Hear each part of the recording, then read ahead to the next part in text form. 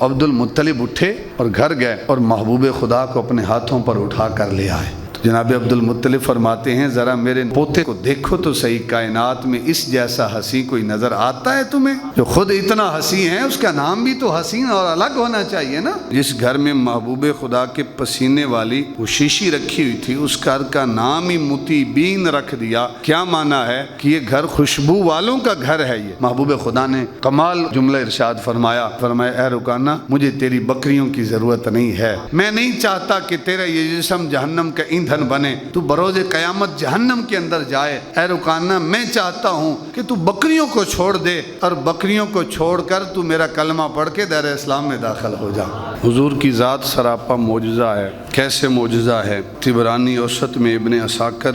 کی روایت ہے، سیدنا ابو ہریرہ رضی اللہ تعالیٰ عنہ اس حدیث کے راوی ہیں کہ ایک شخص بارگاہ نبوت میں محبوب خدا کی بارگاہ میں حاضر ہوا اور آ کر عرض کرتا ہے کہ یا رسول اللہ صلی اللہ علیہ وسلم میں اپنی بیٹی کی شادی کرنا چاہتا ہوں، میری بیٹی کی شادی ہے، تو یا رسول اللہ صلی اللہ علیہ وسلم آپ کی بارگاہ میں حاضر ہوا ہوں، مدد کا خواستگار ہوں، آپ میری مدد فرمائیں، میرے پاس کوئی ایسی چیز نہیں ہے، آپ کرم فرمائیں، مجھے کچھ عطا فرمائیں۔ تو محبوب خدا نے سنا تو سرکار نے ارشاد فرمایا کہ اس وقت تو میرے پاس کوئی ایسی چیز نہیں ہے جس کے ذریعے میں تیری مدد کر سکوں، ہاں تم ایسا کرو کہ ایک شیشی لے کے آؤ کہ جس کا منہ تھوڑا کھلا ہو اور ساتھ ایک ٹہنی کاٹ کر لاؤ۔ صحابی رسول حاضر ہو گئے بارگاہ مصطفیٰ میں، شیشی بھی لے کر حاضر ہو گئے اور شاخ کاٹ کر محبوب خدا نے اپنی کلائی پر دیکھا، حضور کی کلائی پر پسینے کے قطرے تھے، تو آپ صلی اللہ علیہ وسلم نے اس ٹہنی کے ذریعے پسینے کے قطروں کو اکٹھا کیا اور اکٹھا کر کے اس شیشی کے اندر ڈال دیا۔ یعنی شیشی کے اندر سرکار نے اپنا پسینہ مبارک جو تھا وہ اس کے اندر ڈال دیا۔ جب سرکار نے اسے ڈالا اور فرمایا کہ جاؤ یہ شیشی لے کر چلے جاؤ، اور جب بھی اپنی بیٹی کو خوشبو لگانے کی بات آئے تو یہ جو ٹہنی ہے، یہ جو شاخ کا ٹکڑا ہے، اس کو اس شیشی کے اندر ڈالنا اور ڈال کر اپنی بیٹی کو لگا دینا، انشاءاللہ پھر اس کے بعد خوشبوؤں کی ضرورت نہیں رہے گی۔ تو صحابی کہتے ہیں کہ محبوب خدا نے اپنا پسینہ عطا کیا، ہمیں پسینہ آتا ہے تو اس سے بدبو آتی ہے، لیکن وہ صحابی رسول کہہ رہے ہیں کہ میں نے وہ خوشبو، وہ محبوب خدا کا پسینہ مبارک اپنی بیٹی کو عطا کیا اور کہا جب تجھے خوشبو کی ضرورت پڑے آپ نے یہ خوشبو لگانی ہے، شیشے کے اوپر لگا کر اپنے جسم پہ لگا دینا ہے۔ اب بابی وقار روایات کے اندر آتا ہے کہ جس وقت وہ شیشی کے اندر وہ ٹہنی ڈال کر، وہ لکڑی کا ٹکڑا ڈال کر اپنے جسم پر خوشبو لگاتے تھے تو پورا گھر جو ہے وہ خوشبوؤں سے معطر ہو جاتا تھا۔ ہم خوشبو لگاتے ہیں اپنے جسم پر تو صرف جسم سے خوشبو آتی ہے، لیکن حضور کے وہ صحابی کہتے ہیں کہ حضور کے پسینے میں اس قدر خوشبو تھی کہ اس پورے گھر میں جو ہے وہ خوشبوؤں کی مہک اٹھ جایا کرتی تھی جب اس شیشی کو کھولا جاتا تھا۔ اور روایات کے اندر آتا ہے کہ لوگوں نے اس گھر کا نام، یعنی جس گھر میں محبوب خدا کے پسینے والی وہ شیشی رکھی ہوئی تھی، اس گھر کا نام ہی مطیبین رکھ دیا۔ کیا معنی ہے کہ یہ گھر خوشبو والوں کا گھر ہے، یہ یعنی اس گھر کا نام ہی خوشبو والوں کا گھر جو ہے وہ مشہور ہو گیا کہ محبوب خدا کے پسینے مبارک کی خوشبو اس قدر تھی۔ تو یہ حضور نبی اکرم صلی اللہ علیہ وسلم کے جو کلائی مبارک ہے اس کے معجزات کے اندر سیرت نگاروں نے اس روایت کو نقل کیا ہے کہ حضور کی کلائی کے اوپر جو پسینہ آتا ہے اس کا معجزہ یہ ہے کہ وہ خوشبوؤں سے بڑھ جاتا ہے۔ اسی طرح ایک پہلوان ملتا ہے جس کا نام رکانہ ہے، رکانہ یا رکانہ، تو یہ بڑا دلیر پہلوان تھا اور یہ جنگل میں رہتا تھا، وادی عدم کے اندر یہ پہلوان رہتا تھا، اور کوئی جو ہے جہاں یہ رہتا تھا اس کی بکریاں بھی تھی، اپنی بکریاں چراتا تھا، کوئی اس کے قریب نہیں جاتا تھا، اس لیے کہ طاقت بھی تھی اور غرور اور تکبر بھی تھا، کوئی اس سائیڈ پہ جاتا ہی نہیں تھا کہ کہیں سامنے رکانہ سے ہمارا سامنا نہ ہو جائے، اگر ہو گیا کہیں ایسا نہ ہو کہ موت کے گھاٹ نہ اتار دے، تو ہمیشہ کنی کتراتے تھے، سائیڈ پہ رہتے تھے۔ تو ایک دن محبوب خدا اس جنگل کی طرف نکلے اور اسی وادی کی طرف محبوب خدا خدا چل پڑے، جس میں رکانہ پہلوان جو ہے وہ رہتا تھا اور اس کی بکریاں تھی اور اس کا ڈیرا تھا یا اس کی رہائش گاہ وغیرہ تھی۔ تو محبوب خدا جب وہاں تشریف لے گئے تو رکانہ جو پہلوان تھا اس کے ساتھ حضور کا آمنا سامنا ہوا، اس کی نگاہ پڑی نا تو اس نے کہا کہ اگر میری آپ کے ساتھ رشتہ داری نہ ہوتی تو پھر میں آپ کا یہاں نعوذ باللہ قصہ ختم کر دیتا، اور ساتھ کہا کہ صرف رشتہ داری ہے اس وجہ سے میں آپ کو چھوڑ رہا ہوں، اور ساتھ کہا کہ آپ ہمارے جو بت ہیں لات اور منات اور عزا اور حبل، جو بڑے بڑے ہمارے بت ہیں جو ہمارے خدا ہیں، آپ ان کو برا بھلا کہتے ہیں، آپ ایک خدا کی تبلیغ کرتے ہیں جو علیم و خبیر ہے، آپ اس کی طرف بلاتے ہیں، وہی سچا خدا ہے۔ تو جب محبوب خدا نے سنا تو سرکار نے ارشاد فرمایا کہ بے شک سچا خدا تو وہی ہے جو علیم بھی ہے، خبیر بھی ہے، سمیع و بصیر ہے، وہی سچا ہے۔ یہ لات منات، یہ عزا، یہ حبل جو ہیں یہ تو سارے جھوٹے ہیں، آپ نے اپنے ہاتھوں سے انہیں تراشا ہے اور تراش کے اپنے سامنے رکھ دیا ہے، اور ان سے آپ جو ہے التجائیں کرتے ہیں، مناجات کرتے ہیں۔ کہا سچا خدا تو وہ ہے جو علیم و خبیر ہے، جس کی دعوت میں دیتا ہوں، جو واحد ہے، جو یکتا ہے۔ جب یہ کہا نا تو رکانہ نے کہا کہ ٹھیک ہے، آج مجھے پتہ چل جائے گا کہ لات و منات جو ہیں وہ طاقت میں ہیں یا آپ کا جو خدا علیم و خبیر ہے وہ طاقت میں ہے، جو سمیع و بصیر ہے وہ طاقت میں ہے، آج پتہ چل جائے گا۔ محبوب خدا نے ارشاد فرمایا کیسے پتہ چلے گا؟ رکانہ کہتا ہے کہ پتہ اسی انداز میں چلے گا کہ میرے پاس بھی طاقت ہے اور آپ کہتے ہیں کہ آپ کا خدا بڑی طاقت میں ہے، تو آپ ذرا میرے ساتھ کشتی کریں نا، میں بھی پہلوان ہوں، میرے ساتھ کشتی کریں۔ تو کشتی کرنے کے بعد اگر پتہ چل گیا کہ آپ طاقت میں ہیں تو میں مان لوں گا کہ آپ کا رب جو ہے وہ طاقت میں ہے، اگر لات اور حبل اور عزا جو ہے وہ طاقت میں ہوئے تو میں آپ کو گرا دوں گا۔ تو محبوب خدا نے ارشاد فرمایا ٹھیک ہے، ساتھ اس نے کہا کہ اگر آپ مجھے گرا دیں گے تو 10 بکریاں انعام میں دوں گا۔ بڑی طاقت میں تھا، کوئی اس کے قریب بھی نہیں جاتا تھا۔ تو محبوب خدا نے ارشاد فرمایا ٹھیک ہے، میں کشتی لڑنے کے لیے تیار ہوں۔ تو رکانہ پہلوان جو ہے اسے اپنی طاقت کا گھمنڈ تھا، لیکن محبوب خدا کے ساتھ جب اس کا سامنا ہوتا ہے اسے پتہ ہی نہیں چلا کہ محبوب خدا نے ایک لمحے میں اسے زمین پہ گرایا اور حضور اس کے سینے پہ سوار ہو گئے۔ جب محبوب خدا اس کے سینے پہ سوار ہوئے نا رکانہ پہلوان کے، تو وہ کہتا ہے کہ یہ آپ کی طاقت نہیں ہے، یہ جو آپ کا خدا علیم و خبیر ہے نا یہ اس کی طاقت ہے، اس کی طاقت کی وجہ سے آپ نے مجھے گرا دیا ہے۔ اور ساتھ کہا کہ پہلی مرتبہ مجھے دھوکہ لگا ہے، ذرا دوسری مرتبہ پھر میرے ساتھ کشتی لڑے۔ محبوب خدا نے ارشاد فرمایا کوئی بات نہیں، دوسری مرتبہ پھر لڑ لیتے ہیں۔ تو جب وہ محبوب خدا کے سامنے دوسری مرتبہ آیا نا، محبوب خدا نے پھر پہلے ہی لمحے میں اسے زمین پہ گرایا اور سرکار اس کے سینے پہ سوار ہو گیا۔ اور پھر کہتا ہے کہ پھر مجھے مغالطہ لگا ہے، کہیں دھوکہ ہوا ہے، آپ کا جو علیم و خبیر خالق و مالک ہے یہ اس کی طاقت ہے، بظاہر آپ کی کلائیاں اتنی مضبوط نہیں ہیں کہ آپ رکانہ پہلوان کو زمین پہ گرا سکیں، یہ تو اس خدا کی طاقت آپ کے ساتھ شامل ہے، تیسری مرتبہ پھر میرا سامنا کریں۔ احباب وقار رکانہ نے پھر جب سامنا کیا نا، محبوب خدا نے ایک ہی لمحے میں اسے پھر زمین پہ گرا دیا۔ جب تیسری مرتبہ گرایا نا وہ پھر کہتا ہے مجھے نہیں لگتا کہ آپ نے اپنی طاقت سے گرایا ہے، یہ اس ذات علیم و خبیر کی طاقت ہے، آپ ایسا کریں 3 مرتبہ آپ نے گرایا ہے، 10 بکریاں ایک مرتبہ میں نے کہا تھا کہ اگر ایک مرتبہ گرائیں گے تو 10 بکریاں دوں گا، 30 بکریاں لے کر آپ تشریف لے جائیں، اور جو میرے ساتھ آپ کا معاہدہ تھا میں وہ 30 بکریاں پیش کرتا ہوں، 3 مرتبہ آپ نے گرا دیا ہے، میں بعد سے نہیں پھروں گا، میں آپ کو بکریاں پیش کرتا ہوں، آپ بکریاں لے اور یہاں سے چلے جائیں۔ محبوب خدا نے کمال جملہ ارشاد فرمایا اور سرکار نے ارشاد فرمایا اے رکانہ مجھے تیری بکریوں کی ضرورت نہیں ہے،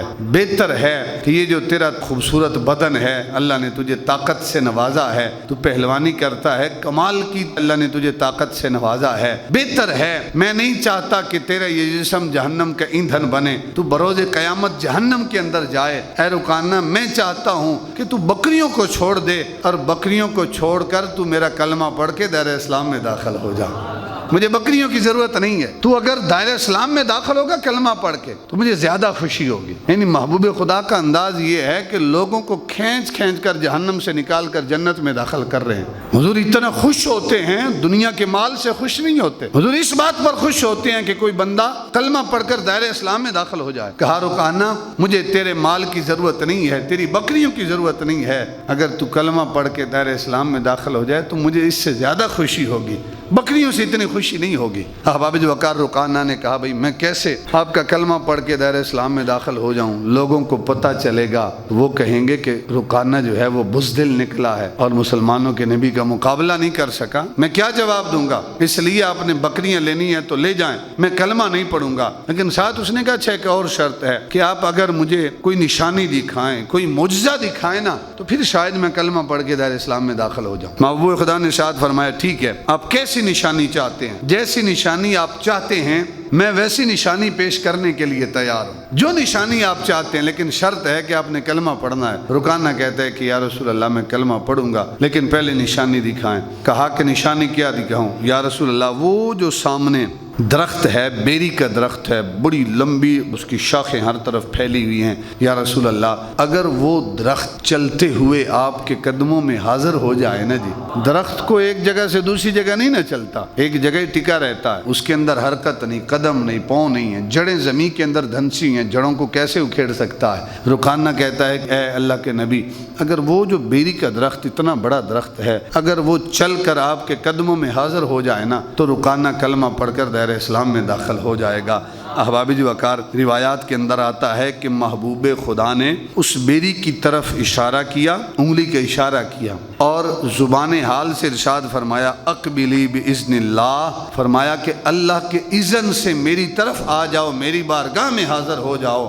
احباب جو وقار حضور ضیاء الامت رحمۃ اللہ تعالی علیہ لکھتے ہیں کہ وہ جو بیری کا درخت تھا اس نے زمین کو نہیں اکھیڑا کہ پورا درخت جو ہے وہ حضور کی بارگاہ میں حاضر ہو جائے، نہیں، وہ جو درخت ہے اس کا تنا دو حصوں میں تقسیم ہوا، یعنی ایک پورا درخت ہے وہ دو حصوں میں تقسیم ہوا، ایک حصہ ادھر ہی رکا رہا اور آدھا جو حصہ ہے آدھی شاخوں کے ذریعے وہ دوڑتا ہوا حضور کے قدموں میں حاضر ہو گیا۔ ادھر محبوب خدا کی زبان سے نکلا اقبلی باذن اللہ، اللہ کے اذن سے میری بارگاہ میں حاضر ہو جا۔ احباب جو وقار درخت آپس میں دو حصوں میں تقسیم ہوتا ہے، ایک حصہ وہیں پہ رہا، شاخیں بھی اور تنا بھی، اور ایک حصہ دوڑتا ہوا محبوب خدا کے قدموں میں حاضر ہو گیا۔ احباب جو وقار میں قربان جاؤں وہ کیوں نہ حاضر ہوتا، حضور کی زبان سے جو نکل گیا تھا کہ اقبلی باذن اللہ میرے قدموں میں حاضر ہو جا۔ احباب جو وقار یہ تو پھر زمین پہ تھا، محبوب خدا کی انگلی اٹھے سورج کی طرف، سورج اگر غروب ہو جائے، اور روایات میں آتا ہے جب سورج غروب ہوتا ہے تو پھر یہ سر سجدے میں رکھتا ہے، رب کے حضور سجدہ کرتا ہے۔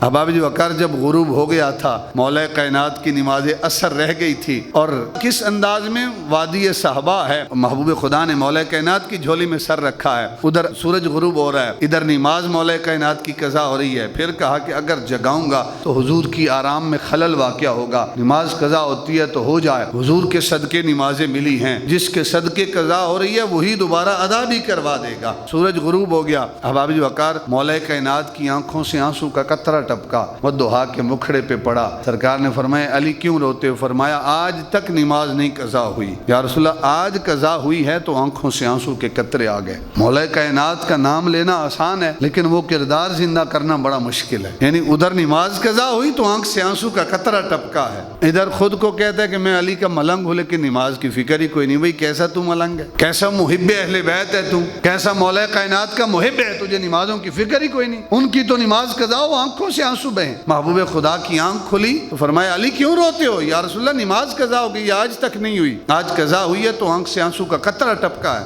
سرکار نے ارشاد فرمایا اے علی ادا پڑھنا چاہتے ہو یا قضا پڑھنا چاہتے ہو؟ یا رسول اللہ آج تک قضا نہیں پڑھی تو آج قضا کیوں پڑھوں؟ حضور ادا پڑھنا چاہتا ہوں۔ محبوب خدا نے انگلی کا اشارہ کیا، اب سورج سجدے میں تھا، ادھر مولا کائنات کا سجدہ بھی باقی تھا، محبوب خدا نے انگلی کا اشارہ کیا، سورج نے کہا تو ہوگا باری تعالیٰ تیرا سجدہ ہے، کیا سر اٹھاؤں؟ تو خالق کی بارگاہ سے جواب یہی ملا ہوگا کہ اے سورج تجھ سے پہلے علی کا سجدہ ضروری ہے، تو بعد میں سجدہ کرنا، پہلے میرے علی کا سجدہ باقی ہے۔ احباب وقار وہ درخت تو زمین پر تھا، محبوب خدا کی انگلی ڈوبے ہوئے سورج کی طرف اٹھے، اللہ اس سورج کو وقت اثر پہ کھڑا کر دیتا ہے، درخت تو پھر زمین پر تھا۔ احباب وقار محبوب خدا نے ارشاد فرمایا اقبلی باذن اللہ، اللہ کی اذن سے میرے قدموں میں حاضر ہو جا۔ احباب وقار وہ درخت دو حصوں میں تقسیم ہوا اور دوڑتا ہوا حضور کے قدموں میں حاضر ہو گیا۔ رکانہ پہلوان کہتا ہے کہ حضور پھر مانوں گا کہ یہ درخت واپس اپنی مقام پہ جائے اور اسی درخت کے ساتھ جڑ جائے، پھر آپ کو تسلیم کروں گا۔ احباب وقار، محبوب خدا نے پھر اس درخت کو حکم دیا کہ جا اپنی مقام پہ چلا جا۔ وہ درخت واپس گیا اور اسی درخت کے ساتھ جس سے آدھا کٹ کر حضور کے بارگاہ میں آیا تھا اسی کے ساتھ جڑ کر صحیح سلامت درخت بن گیا۔ جب رقانہ نے معجزہ بھی دیکھا، حضور کی شان نرالی بھی دیکھی، تو پھر بھی اس نے کہا کہ میں کلمہ نہیں پڑھتا، اس لیے کلمہ نہیں پڑھتا کہ میرا نفس جو ہے وہ جھجک محسوس کر رہا ہے۔ آپ کی صداقت کی دلیل تو میری آنکھوں نے دیکھ لی، لیکن نفس جھجک محسوس کر رہا ہے کہ کلمہ پڑھوں گا تو لوگ کہیں گے کہ رقانہ نے کشتی میں ہار کر جو ہے وہ کلمہ پڑھا ہے، لہذا میں کلمہ نہیں پڑھوں گا۔ احباب وقار، ادھر حضور کے صحابہ جناب سیدنا عمر فاروق، سیدنا ابوبکر صدیق رضی اللہ تعالیٰ عنہ، وہ حضور کو تلاش کر رہے ہیں کہ محبوب خدا کدھر گئے، کہیں وادی عدم جو رقانہ پہلوان کی وادی ہے کہیں سرکار ادھر نہ تشریف لے جائیں، وہ حضور کو تکلیف پہنچائے گا۔ وہ تلاش کرتے کرتے کرتے اتنے میں محبوب خدا جنگل سے نکلے، سامنے شیخین کریمین تشریف لائے، تو انہوں نے کہا کہ حضور ہم آپ کو تلاش کرنے کے لیے نکلے کہ کہیں رقانہ پہلوان یہاں رہتا ہے اس کے ساتھ سامنا نہ ہو جائے۔ تو محبوب خدا نے ارشاد فرمایا کہ میں وہیں تشریف لے کر گیا تھا اور رقانہ کے ساتھ میں نے کشتی بھی لڑی ہے، 3 مرتبہ میں نے اس کو زمین پہ لٹا دیا ہے، تینوں مرتبہ اس نے میرا مقابلہ نہیں کیا۔ حضور کے صحابہ نے سنا تو احباب وقار حضور کے صحابہ بھی خوش ہو گئے، اور سرکار نے ارشاد فرمایا آپ کو میرے حوالے سے پریشان ہونے کی ضرورت نہیں ہے، اس لیے کہ میرے خالق نے مجھ سے وعدہ کیا ہے کہ واللہ یعصمک من الناس، اے محبوب لوگوں سے تیری حفاظت کوئی اور نہیں کرے گا، میں خود خالق کائنات تیری حفاظت کروں گا۔ سرکار نے ارشاد فرمایا اے ابو بکر و عمر، کوئی مجھے تکلیف نہیں پہنچا سکتا، میرا خدا میری حفاظت کرنے والا ہے۔ احباب وقار، روایات کے اندر آتا ہے کہ علماء سیرت نے روایت کیا ہے کہ رقانہ کا جو بیٹا تھا محمد، اس نے بتایا کہ میرا باپ جو ہے وہ مسلمان ہو گیا تھا، یعنی اس وقت اس نے کلمہ نہیں پڑھا لیکن حقانیت اسلام کی جو تھی وہ اس پر واضح ہو گئی تھی۔ بیٹا کہتا ہے کہ بعد میں میرے باپ نے کلمہ پڑھ لیا تھا۔ اسی طرح ایک اور پہلوان ہے ابو الاسد جمحی، یہ بھی بڑا پہلوان تھا، اور یہ اتنی طاقت میں تھا، اتنی طاقت میں تھا کہ یہ جو گائے کا چمڑا ہوتا ہے نا جی، گائے کی کھال ہوتی، اس کے اوپر کھڑا ہوتا تھا اور کہتا تھا کہ کسی میں طاقت ہے تو یہ میرے قدموں کے نیچے سے کھینچ لے، تو لوگ کھینچتے تھے، 10 بندے کھینچتے تھے، اس چمڑے کے ٹکڑے ٹکڑے ہو جاتے تھے، لیکن ابو الاسود جمحی کا پاؤں جو ہے اپنی جگہ سے حرکت نہیں کرتا تھا، اتنی طاقت میں تھا۔ تو محبوب خدا اس کے پاس بھی تشریف لے کر گئے اور اس نے کہا کہ اگر آپ مجھے گرا دیں تو میں آپ کا کلمہ پڑھ لوں گا، اس لیے کہ طاقت کا گھمنڈ تھا نا۔ تو محبوب خدا نے ایک ہی لمحے میں ابو الاسود جمحی جو ہے اس کو بھی زمین کے اوپر گرا کر اس کے سینے پر سوار ہو گئے، لیکن یہ بدبخت رہا اور اس نے کلمہ جو ہے وہ نہیں پڑھا۔ تو احباب وقار، یہ حضور کے معجزات ہیں۔ حضور کی کلائی کا معجزہ یہ ہے کہ بڑے سے بڑا پہلوان بھی حضور کا مقابلہ نہیں کر سکتا تھا۔ کلائی پر پسینہ آتا تھا تو احباب وقار اس پسینے کو لوگ استعمال کرتے تھے تو ایسی خوشبوئیں آتی تھیں کہ پورا گھر خوشبوؤں سے معطر اور روشن ہو جایا کرتا تھا۔ شہر مکہ میں قحط پڑتا ہے اور لوگ جناب ابو طالب کی بارگاہ میں آ جاتے ہیں اور آ کر عرض کرتے ہیں کہ قحط پڑا ہے اور بارش نہ ہو تو حالات بڑے ناساز ہیں۔ آپ کا یہ جو بھتیجا ہے نا، یہ جب آسمان کی طرف چہرہ اٹھاتا ہے، نگاہیں اٹھاتا ہے، اللہ بارش نازل فرما دیتا ہے۔ محبوب خدا کی عمر چھوٹی سی ہے، حضور جناب ابو طالب کی کفالت میں ہے۔ تو احباب وقار، جب سارے لوگ جناب ابو طالب کی بارگاہ میں آئے اور آ کر کہا کہ کوئی سبز گھاس کا تنکا ہمیں نظر نہیں آتا کہ ہمارے مال مویشی کھائیں اور ان کی زندگی بچ سکے، پانی کا ایک قطرہ تک نہیں ہے۔ احباب وقار، جناب ابو طالب محبوب خدا کو لے کر روانہ ہوئے اور صحن حرم کی طرف لے کر چلے۔ جب محبوب خدا مطاف میں پہنچے، جناب ابو طالب نے محبوب خدا کی جو پشت مبارک ہے وہ کعبے کے ساتھ لگائی، اور احباب وقار کعبے کے ساتھ لگا کر جناب ابو طالب نے رب کی بارگاہ میں عرض کی کہ باری تعالیٰ اس سونے مکھڑے کے صدقے بارش نازل فرما، اور محبوب خدا اپنا مبارک چہرہ آسمان کی طرف اٹھاتے ہیں تو احباب وقار روایات کے اندر آتا ہے کہ آسمان پر کہیں بادلوں کا نام و نشان تک نہیں تھا، کہیں نظر نہیں آ رہا تھا بادل، لیکن جو ہی محبوب خدا نے اپنا چہرہ آسمان کی طرف اٹھایا، جناب ابو طالب فرماتے ہیں کہ ایک بادل کا ٹکڑا جو آپس میں بکھرے بکھرے تھے آپس میں دوسرے سے جڑتے ہیں، دونوں ٹکڑے پھر تیسرے ٹکڑے سے جڑتے ہیں۔ احباب وقار، حضور کا چہرہ آسمان کی طرف اٹھا، تھوڑی دیر گزری تھی، خالق کائنات نے آسمان سے بارش نازل فرما دی۔ اور جناب ابو طالب خود کہتے ہیں اس منظر کو بیان کرتے ہوئے، ابو طالب کی زبان سے نکلا کہ وَأَبْيَضُ يُسْتَسْقَى الْغَمَامُ بِوَجْهِهِ سِمَالُ الْيَتَامَى عِصْمَةٌ لِلْأَرَامِلِ، کہ یہ سفید رنگ والا اس من مونے چہرے کے طفیل بادلوں کا سوال کیا جاتا ہے، یعنی اس کے چہرے کے صدقے بارش کا سوال کیا جاتا ہے۔ ہر طرف قحط سالی ہے، پانی کا قطرہ تک نہیں ہے، ایک سرسبز گھاس کا تنکا کہیں نظر نہیں آتا۔ کہ اس منمونے چہرے کے صدقے بادلوں کا اور بارشوں کا سوال کیا جاتا ہے۔ سمال الیتامى عصمۃ للارامل، فرمایا یتیموں کا نگہبان اور بیواؤں کی عصمتوں کا محافظ ہے۔ اور جب اس کے صدقے بارش کی دعا رب کی بارگاہ میں کی جاتی ہے تو اللہ تعالیٰ آسمان سے بارش کا نزول فرماتا ہے۔ بابا جی وقار حضور کے چہرے کے صدقے خالق کائنات بارش کا نزول فرماتا ہے۔ جب محبوب خدا کی ولادت ہوتی ہے، سیدہ عائشہ صدیقہ رضی اللہ تعالیٰ عنہا اس حدیث کی راوی ہیں، فرماتی ہیں کہ مکہ مکرمہ میں ایک یہودی رہائش پذیر تھا۔ جب وہ رات آئی کہ جس رات میں سرکار کی ولادت باسعادت ہوئی تو وہ جو قریش کی محفل تھی بڑے بڑے سرداروں کی، تو وہ یہودی جو ہے وہ قریش کے سرداروں کی مجلس میں حاضر ہوا اور اس نے آ کر کہا بھئی آج دیکھو کہ کہیں شہر مکہ میں قریش کے ہاں کسی بچے کی پیدائش تو نہیں ہوئی۔ انہوں نے کہا ہم نے تو نہیں سنا کہ کہیں پیدائش ہوئی ہے۔ اس نے کہا جاؤ جا کر پوچھو آج کسی بچے کی پیدائش ہوئی ہے۔ تو سردار اٹھے، انہوں نے تلاش کرنا شروع کر دیا۔ تلاش کرتے کرتے کرتے کرتے بالآخر پتہ چلا کہ جناب عبد المطلب کو اللہ تعالیٰ نے پوتے سے نوازا ہے، چونکہ حضور کے والد گرامی حضرت عبداللہ حضور کی پیدائش سے پہلے وصال کر گئے تھے۔ تو عبد المطلب کے پوتے، اور نام رکھنے کی باری آئی تو عبد المطلب نے محمد نام رکھا۔ کیا نام رکھا؟ محمد۔ عرب کی تاریخ میں اس سے پہلے محمد کسی کا نام رکھا گیا تھا نہیں۔ تو جب قریش کے سردار آئے تو انہوں نے کہا کہ کیا نام رکھا ہے پوتے کا؟ انہوں نے کہا محمد نام رکھا ہے۔ عبد المطلب نے کہا، قریش کے سردار کہتے ہیں کہ اس نام کا بندہ پہلے آج تک ہم نے نہیں سنا تھا، آپ نے کوئی نیا نام رکھا ہے، یہ نام کہاں سے لیا؟ تو عبد المطلب اٹھے اور گھر گئے اور محبوب خدا کو اپنے ہاتھوں پر اٹھا کر لے آئے۔ وہ چھوٹی سی عمر ہے، اور کہا کہ تم پوچھتے ہو کہ نام بڑا یونیک سا ہے، آج تک کسی کا نام محمد نہیں ہے۔ تو جناب عبد المطلب فرماتے ہیں ذرا میرے پوتے کو دیکھو تو صحیح، کائنات میں اس جیسا ہنسی کوئی نظر آتا ہے تمہیں؟ جو خود اتنا ہنسی ہے اس کا نام بھی تو حسین اور الگ ہونا چاہیے نا۔ کہا نام یہ میں نے نہیں رکھا، یہ خالق کائنات کی طرف سے نام آیا ہے، یہ خدا کی طرف سے نام رکھا گیا۔ تو احباب وقار لوگ اس یہودی کے گھر گئے، اسے بتایا کہ ہمارے گھرانے میں ایک بچہ تولد ہوا ہے، اور اس نے کہا کہ مجھے ساتھ لے چلو، میں خود دیکھوں گا اس بچے کو۔ جب احباب وقار وہ یہودی آیا اور اس نے محبوب خدا کا دیدار کیا اور آپ صلی اللہ علیہ وسلم کا چاند سا چہرہ دیکھا، مہر نبوت دیکھی، جب حضور کی کندھے مبارک کے اوپر وہ مہر نبوت دیکھی نا تو فرط غم میں وہ یہودی جو تھا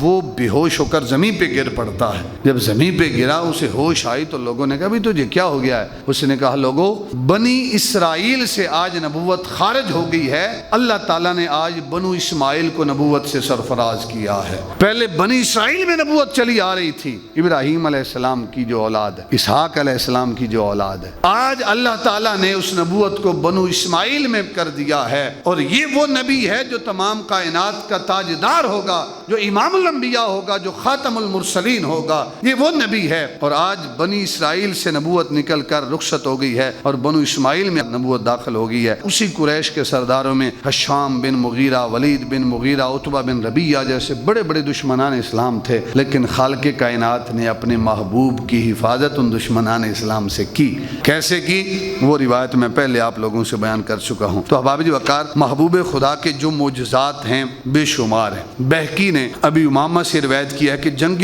احد میں کسی بدبخت کے پتھر مارنے کی وجہ سے حضور کا دندان مبارک شہید ہوا اور محبوب خدا کے لبوں سے خون کے قطرے بہنے لگے۔ ابو سعید خدری حضور کے بڑے جلیل القدر صحابی ہیں، ان کے والد محترم تھے مالک بن سنان۔ انہوں نے کیا کیا؟ انہوں نے اس خون کو چوس لیا جو محبوب خدا کے مبارک لبوں سے بہ رہا تھا۔ انہوں نے اپنے ہونٹ رکھ کر اس خون کو جو محبوب خدا کے لبوں سے بہ رہا تھا اسے زمین پہ نہیں گرنے دیا، اس کو چوس لیا۔ محبوب خدا نے ارشاد فرمایا کہ جس کے خون میں میرا خون مل جائے اسے جہنم کبھی نہیں چھوئے گی۔ تو مالک بن سنان ابو سعید خدری کے والد نے اس خون کو چوس لیا۔ جب چوس لیا تو ایک روایت میں ہے کہ حضور کے زخم کو مالک بن سنان نے اس قدر چوسا کہ وہ جو محبوب خدا کی جگہ تھی وہ سفید ہو گئی۔ اور احباب وقار جب وہ چوستے حضور فرماتے کہ اسے باہر تھوک دو، اس خون کو باہر تھوک دو۔ وہ عرض کرتے کہ یا رسول اللہ آپ کا مبارک خون ہو اور اسے زمین پہ پھینک دوں، میری غیرت یہ گوارا نہیں کرتی، اور اسے نگل لیتے اور اسے باہر نہ پھینکتے۔ محبوب خدا نے فرمایا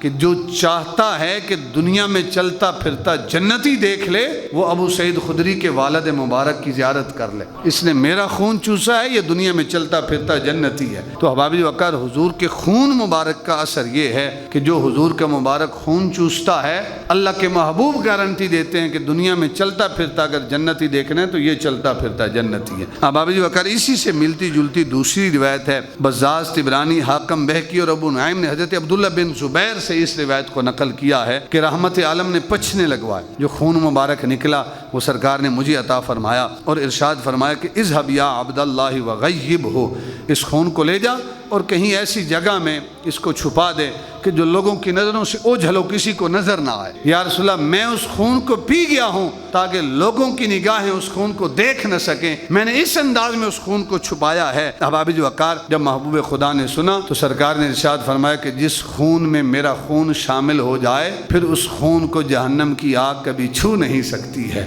سرکار نے ارشاد فرمایا لا تمسک النار، تجھے دوزخ کی آگ نہیں چھوئے گی، اس لیے کہ تیرے خون میں میرا خون شامل ہو گیا ہے۔ احباب وقار، جب سرکار نے یہ ارشاد فرمایا، جس روز آپ نے حضور نبی اکرم صلی اللہ علیہ وسلم کا خون نوش جان کیا تھا، اس دن سے لے کر عبداللہ بن زبیر خود فرماتے ہیں کہ جام شہادت نوش کرنے تک فرماتے ہیں میرے منہ سے کستوری اور عنبر کی خوشبو ہی آتی تھی، یعنی حضور کا مبارک خون میرے لبوں سے لگا تھا، پھر اس کے بعد میرے لبوں سے، میرے ہونٹوں سے کستوری کی خوشبو ہی آتی تھی۔ احباب وقار خود فرماتے ہیں کسی نے حضرت ابن زبیر سے پوچھا کہ یہ تو فرمائیں کہ اس خون کا ذائقہ کیا تھا، آپ نے جو چکھا ہے، آپ اس خون کو پی گئے ہیں، اس کا ذائقہ کیا تھا؟ سبحان اللہ، حضرت عبداللہ بن زبیر نے ایک ہی جملہ ارشاد فرمایا اما الطعم فطعم العسل واما الرائحة فرائحة المسک۔ حضرت عبداللہ بن زبیر فرماتے ہیں کیا بتاؤں، اس خون کا جو ذائقہ تھا، محبوب خدا کا جو مبارک خون میں نے پیا ہے، اس کا جو ذائقہ تھا وہ شہد سے بھی میٹھا تھا۔ اما الطعم فطعم العسل، عسل کہتے ہیں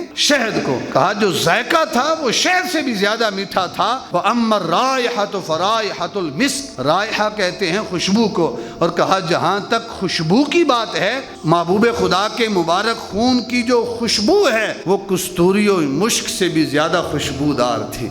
فرمایا اس کی خوشبو میں آج بھی محسوس کر رہا ہوں، اور لوگ خود کہتے ہیں کہ عبداللہ بن زبیر کے منہ سے ایسی خوشبو آتی تھی جو مشک کی خوشبو سے بھی زیادہ تھی، جو عنبر کی خوشبو سے زیادہ تھی۔ احباب وقار، یہ محبوب خدا کے معجزات ہیں کہ حضور کا مبارک پسینہ اگر کسی کو لگانے کے لیے مل جائے تو اس گھر سے خوشبوؤں کے حلے آتے ہیں، اس گھر کا نام ہی خوشبوؤں والا گھر پڑ جاتا ہے، اور حضور کا مبارک خون جس صحابی کے مبارک لبوں سے لگتا ہے ان لبوں سے کستوری کی خوشبو آتی ہے، اور محبوب خدا ارشاد فرماتے ہیں لا تمسک النار،